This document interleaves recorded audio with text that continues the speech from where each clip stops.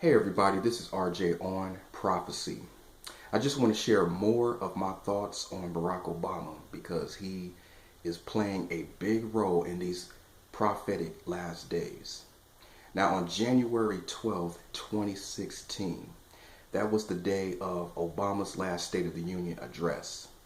And I really paid attention to what that man said about the advancement of globalism. And early in his speech, Obama said that he's not focusing on the next year or the next 5 years. This man said that his focus is on the next 10 years and beyond. Then he talks about extraordinary change in the world. All right, so it's crystal clear that Obama's agenda is nothing but globalism.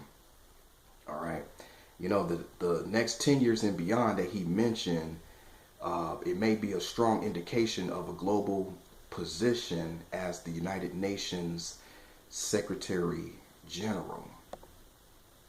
So I believe that's what he was hinting about, because the man, he's not going anywhere. He's going to continue to have authority, but he wants great authority.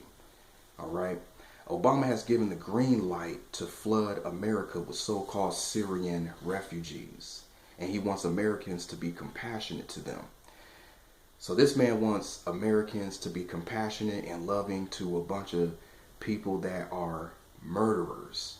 Okay. Now, I know Jesus said in Matthew 5:44 that we must love our enemies. And, we must love everybody. We must love our neighbors as we love ourselves. So that's every human being. All right. But for a group of people to come into this nation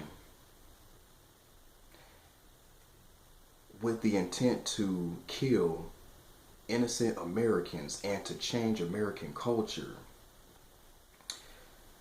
we have the right to defend ourselves. We have the right to defend ourselves from foreign enemies, okay, and a tyrannical government. So yeah, we must love and be compassionate to everybody, but we also have to use wisdom, and we have the right to defend ourselves. All right. Now, the same thing happened in Europe, and look at how that turned out with this immigration thing. It's nothing but instability, Islamic terrorism, and the demand for Sharia law. I love what a former U.S. representative said. Her name is Michelle Bachmann.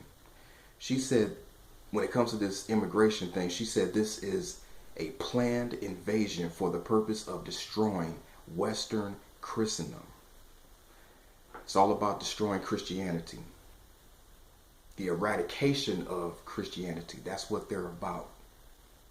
These Islamic terrorists want to destroy Christianity and force the world to submit to Islam. All right. Now, for the believers that are using discernment, can see that Obama is on a conquest. The man is literally on a conquest to destroy the foundation of the United States of America, to Islamicize the United States of America, and to rule the world. It's interesting that people keep chanting 4 more years, 4 more years. That right there should let believers know, like, he is not going anywhere. He's going to continue to have authority, But like I said, he wants global authority. And in Revelation 13, it talks about the Antichrist having great authority over all kindreds, tongue, peoples, and nations. And that's exactly what Mr. Obama wants to have, global authority. And that's the thing about Islamic terrorists. They're in the process of conquering the world. And that's what they say. We will conquer you. We will conquer America. We will conquer the world. It's all about conquering, taking over. It's all about that with them. And Obama's conquest has me thinking about Revelation chapter 6, verse 2, which has to do with the first seal. The revealing of the Antichrist / Al-Mahdi, the so-called Muslims' Messiah. And in Revelation 6:4, it's about the second seal. Now, when this prophecy comes to pass, there will be much bloodshed in the earth because unbelievers and tribulation saints will not bow down to Islam.